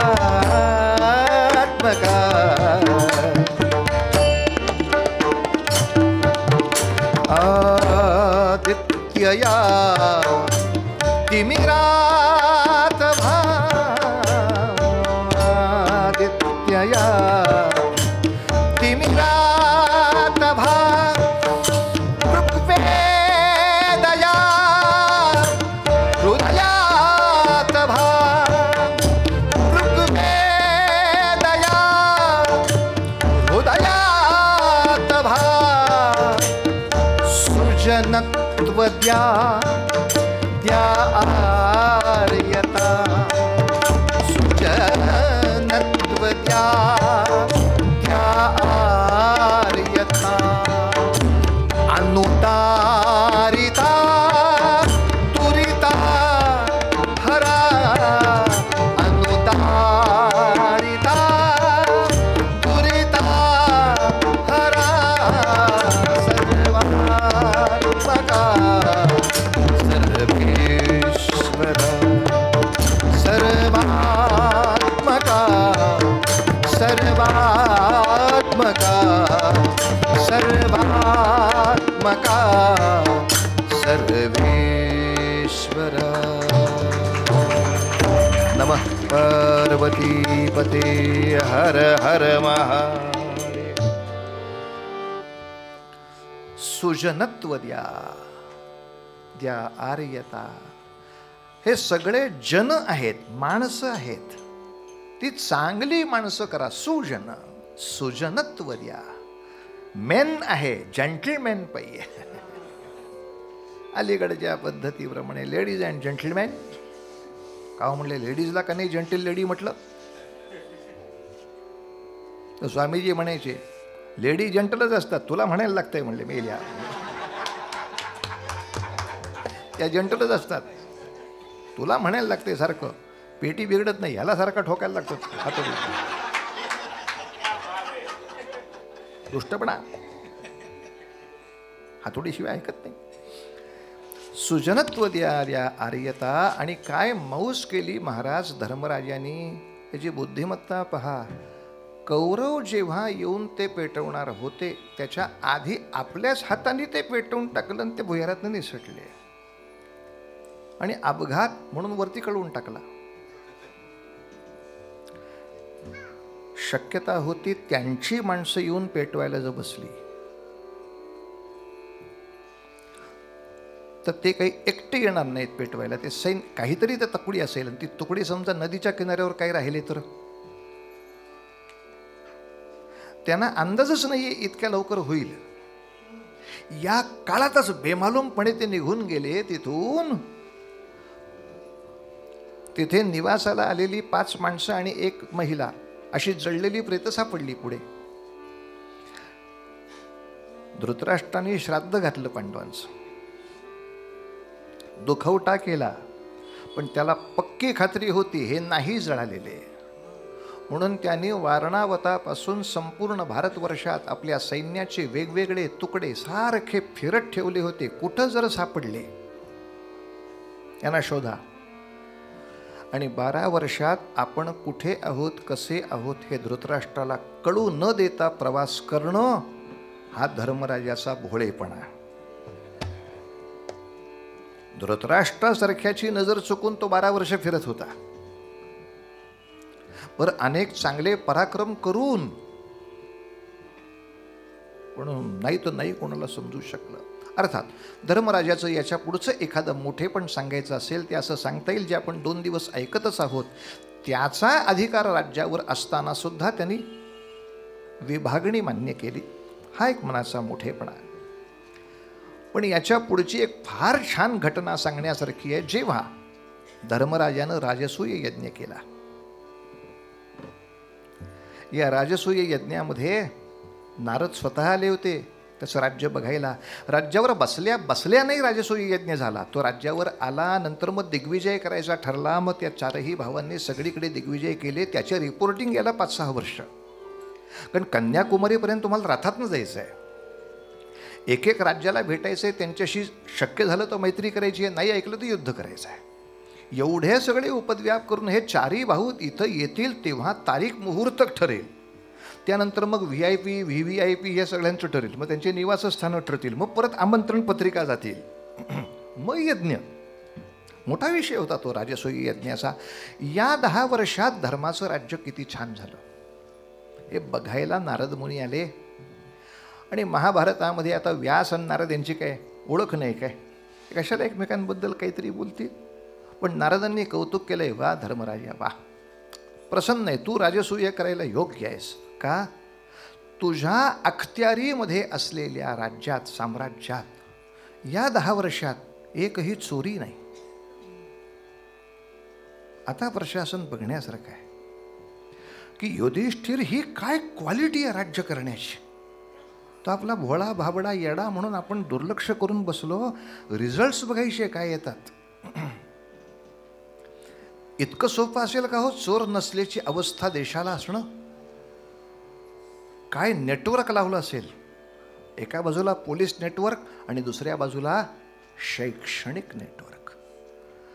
नुसत्या कायद्याने सगळे सुधारत नाही, संस्कार फार महत्वाचा आहे महाराज. मनातनं सगळे सुधारले पाहिजे. का चोरी करू. आणि याच्यावर काही फार सुंदर कथा आहेत की एका शेतकऱ्यानं आपलं शेत दुसऱ्या शेतकऱ्याला विकलं. ते विकून झाल्यानंतर दुसऱ्या शेतकऱ्यांनी नांगरायला सुरुवात केली. त्याला मोहरांचा हांडा त्याच्यामध्ये सापडला. तो हांडा उचलून पहिल्या शेतकऱ्याकडे आला. मी फक्त शेत घेतलं होतं, याचा माझा संबंध नाही. हे मी नसताना मी का तुझ्याकडनं घेऊ, हे तुझं तुला घे. तो म्हणलं माझ्या नशिबात असतं तर माझ्याकडे होतं तेव्हाच मला सापडलं असतं, तुला विकल्यावर मिळालं ना म्हणजे तुझं आहे. काय भांडण आहे. आपण पाहिजे होतो अशा वेळेला. दोघंही घ्यायला तयार नाहीत. मी तुला जागा विकली त्याच्यात तुला सापडलं ते तुझं आहे. सोन्याने मोहऱ्यांचा हांडा भरलाय. लक्षात घ्या, राजाचं कौतुक आहे. काय माणसं निर्माण करावी. हे संस्कारक्षम, हे कर्तृत्व माणसांचं आहे. राजाने काय शिक्षण व्यवस्था उभी करावी, काय संस्कार व्यवस्था उभी करावी. बरं, हे दोघेही जण येडे राजदरबारात आले ते हांडा घेऊन. महाराज मी ह्याला सांगतोय घ्या, हा घेत नाही. हा म्हणतो मी ह्याला सांगतोय हा घ्या, हा घेत नाही. मग दोघांना म्हणले महाराज तुम्ही घ्या. म्हणले मी पण नाही घेणार. असं कसं घेऊ, काय गंमत आहे काय. तुम्ही मला योग्य तो टॅक्स देतात, त्या टॅक्समध्ये सगळं राज्य चाललंय. याच्यावरचा पैसा घेणं म्हणजे सुद्धा पाप आहे. आम्ही कशी हा पाप करू. आयुष्यपत आता याचं करायचं काय हांड्याचं. कोणीच घ्यायला तयार नाही आहे. आणि तेव्हा धर्मराजांनी तोडगा असा काढला की कोण्या नदीवरती घाट बांधायचे जर राहिले असतील तर निनावी नावानी बांधा. पण हे कोणाचंच नाही आहे. आणि ते घाट धर्माच्या नावाने बांधले गेले. अर्थात युधिष्ठिराच्या नव्हे, खऱ्या अर्थाने धर्माचे घाट झाले. ते आपण होऊन एवढा त्याग करायला, इतकं प्रामाणिक राहायला माणसं तयार आहेत. नारद म्हणले काय रे धर्मराजा, तुझं काय करू रे. तुझ्याकडं चोर नाही, तुमच्याकडं फसवेगिरी नाही, पोलिसांना पगार कशी देता तुम्ही. हे कामच नाही ना. काम नाही असं नाही, ते असे उभे आहेत की चोराला काम करता येत नाही. म्हणजे गृहमंत्र्याचं खातं काय सांभाळलं असेल. काय गंमत आहे का. त्याच्यावर अध्यक्ष भीमच. ऐक कोण पाप करायला बसलाय. त्या गदा घेऊन नसतो उभं राहिलं की सगळं जपलं. पातकाची इच्छाच मिळली पाहिजे समोरच्याचा. तब्येती काय एकेकाच्या. आणखीन 2 गोष्टी नारद मुनी म्हणालेत, फार गोड आहेत त्या आणि अवघड आहेत. महाभारत खरंच आदर्श म्हणून डोळ्यासमोर ठेवावं. एखाद्या मुलाच्या मनात यावं की मी असं राज्य आणू शकेन. आणि आणू शकेन, का नाही आणू शकेन. की माझ्या राज्यात नाही चोर मिळणार. धर्मराजा तुझं राज्य इतकं चांगलं आहे. नारद म्हणतात तुझ्या राज्यात कुणी नास्तिक नाही. आता मुळात आपल्याकडे षट दर्शनं शिकवली जातात. यात नास्तिक दर्शन आहेच. पण नास्तिक दर्शन शिकून सुद्धा ते उपयोगाचं नाही हे समजावं इतके चांगले शिक्षक नेमले आहेत. त्यामुळे त्यांना समजत असून हे उपयोगाचं नाही कळतंय. अरे तुझ्या राज्यात कुणी चोर नाही मेला, कुणी नास्तिक नाही, काय तुझं राज्य. हे नारदांनी म्हणावं. ज्या नारदांना सवय होती काही सापडलं तर मजा करण्याची. पण धर्मराजाच्या बाबतीत नाही सापडलं. हे प्रशासन आहे. असो, तेव्हा ह्या संपूर्ण इतक्या चांगल्या नेतृत्वाला एकच व्यसन आहे, ते द्यूताचं आहे. त्या द्यूतामध्ये त्या राज्यात मिळालं ते सगळं घालवलं, पुन्हा वनवास. आणि इथे धर्मराजाबद्दल एक गोष्ट सांगायलाच हवी, ती म्हणजे जुगार म्हणजे द्यूत झाल्यानंतर जो वनवास झाला. पांडवांना 2 वनवास झाले. एक वारणावतातलं घर जळल्यानंतर वनवासात राहिले. कुठपर्यंत? द्रौपदी स्वयंवरापर्यंत. द्रौपदीशी विवाह झाल्याबरोबर पांडवांच्या मागे 2 शक्ती उभ्या राहिल्या, एक पांचाल देश आणि दुसरे यादव. त्यामुळे धृतराष्ट्रावर वचक बसला, आता आपण पांडवांचं इतकं वाईट नाही करू शकत, त्यांच्या मागं सासरा उभा आहे आणि आपल्याला कासरा लावेल असा तर कृष्ण उभा आहे त्याच्या मागे. म्हणून तिथं ती फाळणी झाली की आता मी नाही म्हणत नाही, पण तुकडे करा, ठीक आहे. पण द्यूतामध्ये घालवल्यावर दुसरा वनवास. या वनवासामध्ये मात्र कुंती बरोबर नव्हती, आता द्रौपदी बरोबर होती. मग कुंतीला कुठे ठेवलं होतं? विदुराकडं, हस्तिनापूरला. या वनवासातला एक प्रसंग असा आहे की सर्वत्र अत्यंत असा उष्मा, भयानक उकाडा, तहानेनं सगळे व्याकुळ असा असताना एका वृक्षाखाली कसाबसा निवास केला. सहदेवाला सांगितलं, अरे कुठं जवळ पाणी आहे का बघ रे. सहदेव उठून गेला, त्याला एक तळं दिसलं, पाणी घ्यायला गेला. पण यक्ष असा त्या तळ्याचा एक प्रमुख होता. तो म्हणाला, माझ्या प्रश्नाची उत्तर दे तरच पाणी नेता येईल, नाही तर मरून पडशील. सहदेवाने विचार केला नाही, पाणी घ्यायला गेला, पडला मरून. त्याला शोधायला नकुल गेला, त्याची गती तीच. अर्जुन गेला, त्याची गती तीच. भीम गेला, त्याची गती तीच. आता धर्मराज गेले, 4ही भाऊ कुठे गेले? ते तळं बघितलं आणि हे 4ही भाऊ अशा मृतावस्थेत. अरे बापरे. त्यांच्या हातातला कमंडलू घेतला, बहुतेक पाणी न मिळाल्यामुळं झालं असेल, इथपर्यंत पोचले नसतील. पाण्याला हात लावायला गेला, तो यक्ष समोर उभा. ऐ, माझ्यामुळं मेलेत, उकाड्यामुळं नाही. या तळ्याचा नियम आहे, माझ्या प्रश्नाची उत्तर द्यायची तर पाणी पिता येईल, आणि तू जर उत्तर दिलीस तर तुला तर पाणी मिळेलच, या चौघांनाही जिवंत करीन. नाही, उकाड्याने मरशीलच, आणि माझ्या परवानगी शिवाय हात लावला तरी मरशीलच, काही केलं तरी मृत्यू आहेच. असा भयानक प्रश्न म्हणजे यक्ष प्रश्न उभा राहिला. महाभारतात खूप मोठं प्रकरण आहे हे यक्ष प्रश्न नावाचं. 80च्या वर प्रश्न विचारलेत यक्षानं. आणि अर्थातच धर्मराजाने हात जोडून अशी प्रार्थना केली आहे, मी उत्तर देण्याचा प्रयत्न करतो. कुठेही अहंकार नावाची वस्तूच नाही डोक्यात. माहिती आहे सगळं मला, तुम्हीही विद्वान आहात, मी प्रयत्न करतो. पण खरंच एकच प्रश्न सांगतो, एक उत्तर सांगतो. बाकी मग तुम्हाला जरा गोडी लागली तर यक्ष प्रश्न नावाचंच एक पूर्ण वेगळं पुस्तक आहे.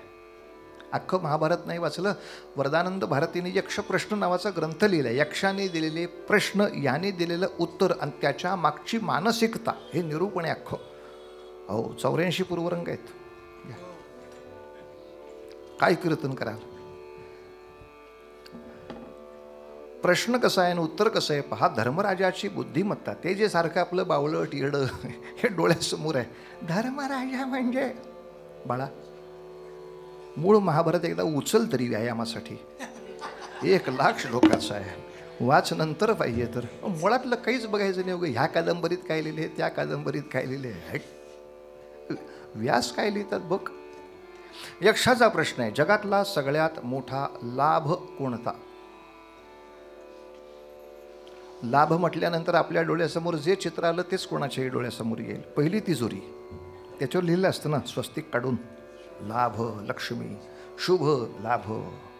साधारणतः लॉटरी, पैसा, बंगला, घोड्या गाड्या सगळे एकदम डोळ्यासमोर लाभ म्हटलं की हे चित्र येतं.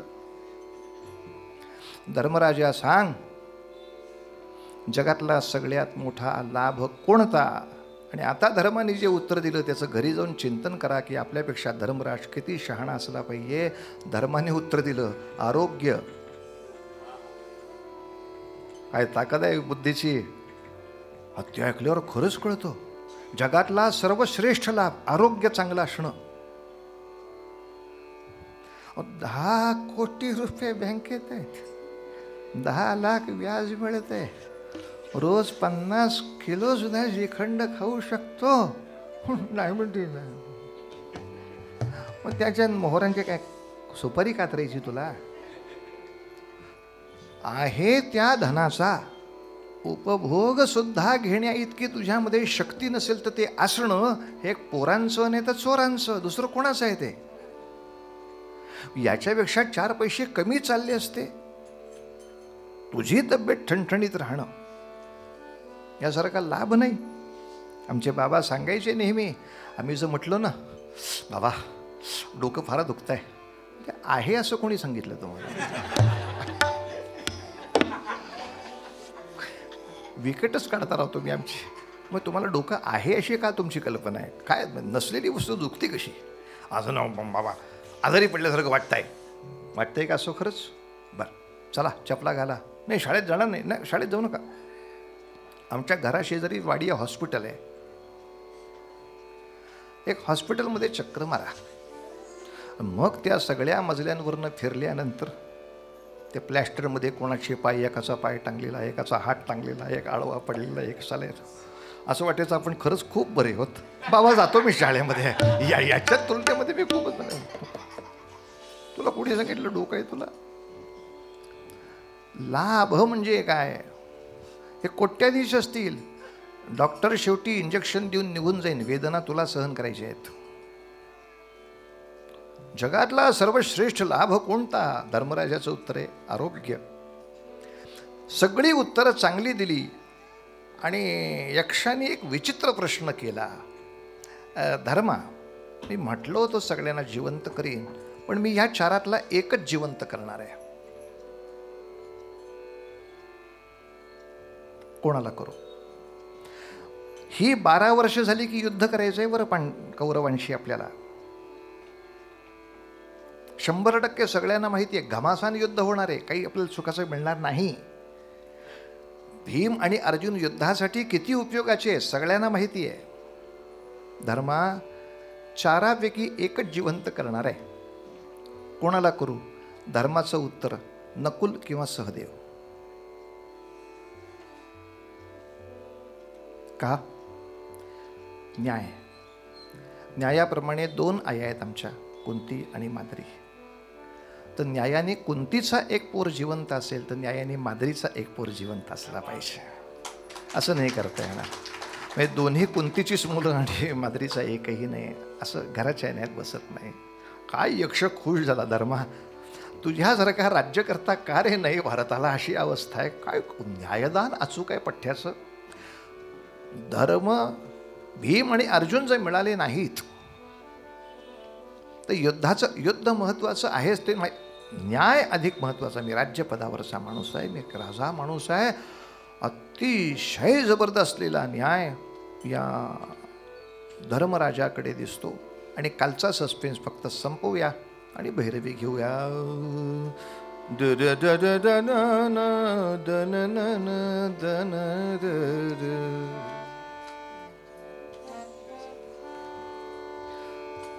सगळं युद्ध समाप्त झाल्यानंतर अर्थात अजून दुर्योधन मरायचा होता. दुर्योधनाच्या मांड्या फुटायच्या होत्या अजून. पण दुर्योधनाला जलस्तंभिनी विद्या येत होती. तो पाण्यात कित्येक काळ राहायचा. वर काढायचंही नाही, तो आत आहे, आतमध्ये तो श्वास घेऊ शकतो. आणि अशा रीतीनं तो तळ्यामध्ये लपला व्यासांच्या महाभारतात. आणि मग संध्याकाळी सगळे शोधतायत दुर्योधन कुठे आहे, दुर्योधन कुठे आहे. आज सापडला नाही. दुसऱ्या दिवशी सकाळपासून अभियान. कृष्णाच्या अंदाज आला साधारण कालच्या रात्रीत या तळ्याकडे 2-3 येऊन गेले. या तळ्यात तसं काहीच नाही आहे. काल रात्रीच्या वेळेला अगदी मध्यरात्री अश्वत्थामा इथे येऊन गेलाय. तो नुसता तळ्याकाठी बसून गेला.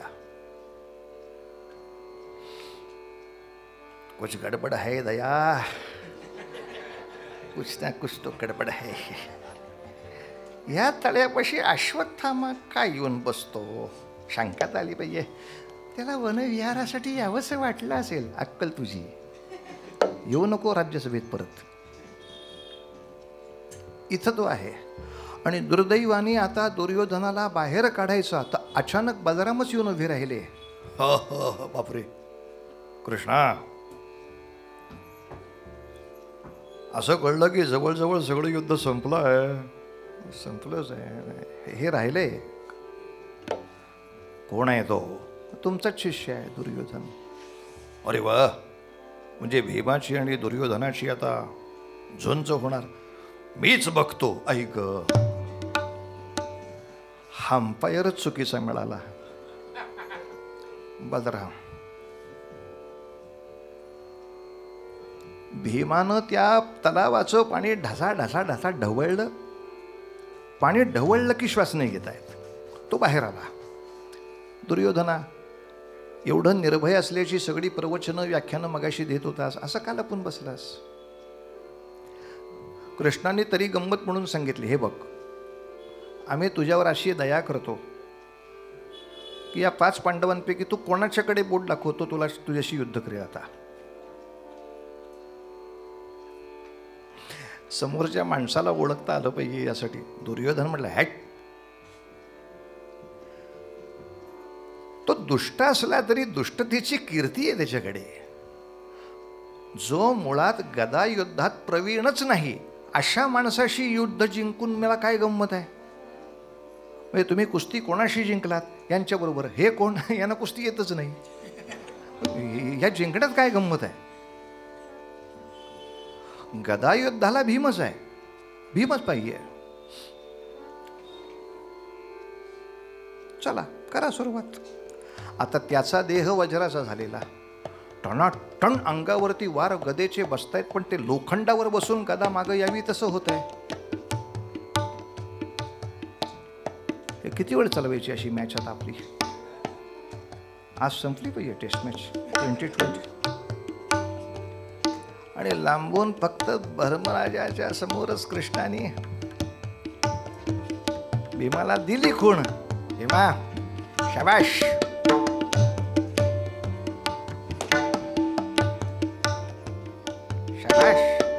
कुठं मार सांगतोय मला असं? हे तर मारून काय उपयोग आहे? शाबाश भीमा. भीमाला त्याची प्रतिज्ञा आठवली. त्याच्या मांड्या पुढे माझी प्रतिज्ञा होती.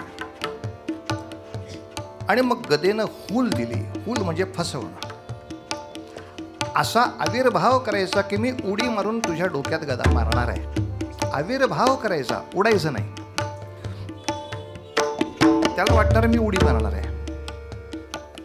मग उडी मारून जिथे माझी गदा येईल त्या गदेला प्रतिवाद करायला तो उडी मारणार, तो खरी मारणार आहे.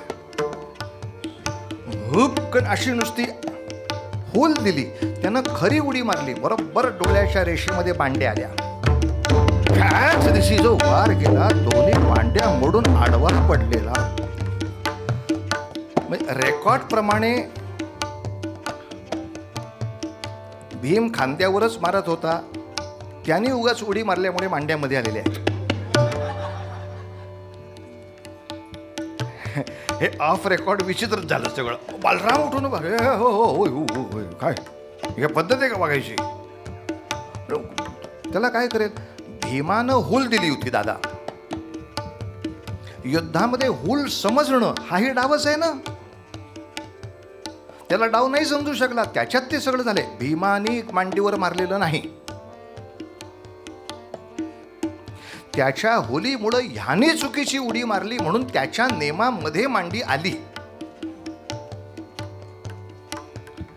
काय मेल्या, कुठनं तुम्ही LLB केलं ते एकदा सांगा मला. पण दादालाच समजावून सांगतो, काय चुकलं मला सांगा. मी असा नुसता हात केला, मारणार कुठे होतो मी? उगाचच खाली बसला तो, लाथ लागली त्याला. मग त्याच्या चुकीनं गडबड झाली आहे. दुर्योधनानं ते मान्य केलं. एकच दुर्योधनाने शेवटचा प्रश्न विचारला आणि त्याला धर्मराजाचं उत्तर सांगतो की बस, की आपल्या मनातल्या धर्माबद्दलच्या बऱ्याच कल्पना जरा सरळ होतील, की तो तसा भोळसट आणि बेअक्कल नव्हे.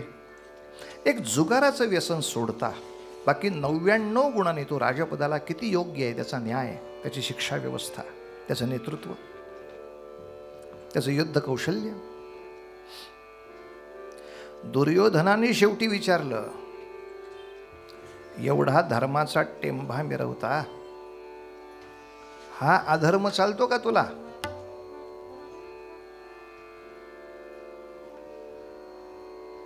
नियम पाळतो आम्ही नियम पाळतो, आम्हीच नियम पाळतो, नियम पाळतोच आम्ही, च कुठेही लावत राहायचं, नियमच पाळतोच आम्हीच.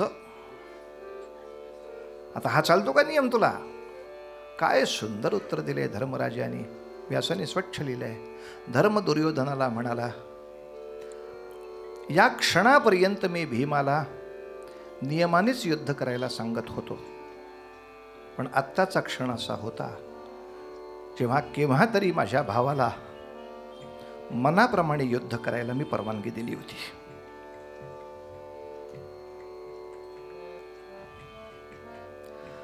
नियमात सगळं बांधलं गेलं पाहिजे मलाही कळतं, पण योद्ध्याचं मन ही एक वेगळी विषय आहे. मी आज भीमाला सांगून पाठवला होता, आज धर्माने नाही, आज मनाने लढ. आणि धर्म आणि अधर्म याच्यात चर्चा करायची असतील तर तुम्ही तुमचे इतिहास आठवा आणि मग आम्हाला काय विचारायचं ते विचारा. या मांड्या फुटायला नको होत्या. अर्थात एवढं शहाणपण करून सुद्धा दुर्योधन सुधारला अशातली गोष्ट नाही. दुर्योधनानं आणखीन पुढे काय पाप केलं ते भागवतामध्ये सगळं कथा आलेली आहे. याची अश्वत्थामेने त्याच्या पुढची पापं केली. मुद्दा आत्ता तो नाही, मुद्दा एकच आहे. धर्म आणि भीम या दोन व्यक्तिरेखांमध्ये प्रचंड सामर्थ्य असूनही नियमामध्ये बंदिस्त करणारा राज्यकर्ता आणि योग्य प्रसंगी हे नियम बाजूला करून जगाला आदर्श देईल असा दरारा उभा करण्यासाठी परवानगी देणारा राज्यकर्ता. एकच बटालियन शॉट करा पण आयुष्यात उठले नाही पाहिजे जगचे. सारखं किती वेळा सहन करायचं का, सारखं किती वेळ त्रास करून घ्यायचा. मग कीचकाच्या वेळेला तिथेच भीमाची तयारी होती. आत्ता मारतो दुर्योधनाला, आता नको मारू. विस्तारांनी सांगेन एक दिवसात की जेव्हा चित्रसेन नावाच्या गंधर्वानं दुर्योधनाला अटकेत टाकला, मारून टाकतो म्हणला आता दुर्योधनाला, भीम आणि अर्जुन म्हणले बरंच झालं, परस्पर काटा गेला. धर्मराजाने रागवले, परस्पर काय काटा गेला? चित्रसेनाने त्याला मारला तर तू कधी मांड्या फोडणार आहेस? तू काय बेअक्कल काय? चित्रसेनाने मारल्यानंतर दुःशासनाची छाती कधी फाटणार? स्वप्नात?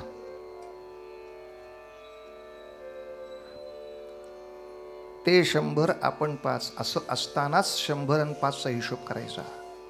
चित्रसेन तिसरा माणूस आहे, तिसरा माणूस जर आला तर आपण 105 आहोत हे दाखवून दिलं गेलं पाहिजे. याच्यापेक्षा निवडणुकीचा सगळ्यात मोठा संदेश कुठला जगामध्ये असेल महाराजा? हा धर्मराजाने त्याही काळामध्ये आपल्या समोर उभा केलेला आदर्श पाहता. ठीक आहे, माणसं पावलटासारखी बोलतील, पण आपण त्याचं पाखंड खंडन करून स्वये सर्वदा नम्रवाचे वदावे मना सर्व लोकास रे निववा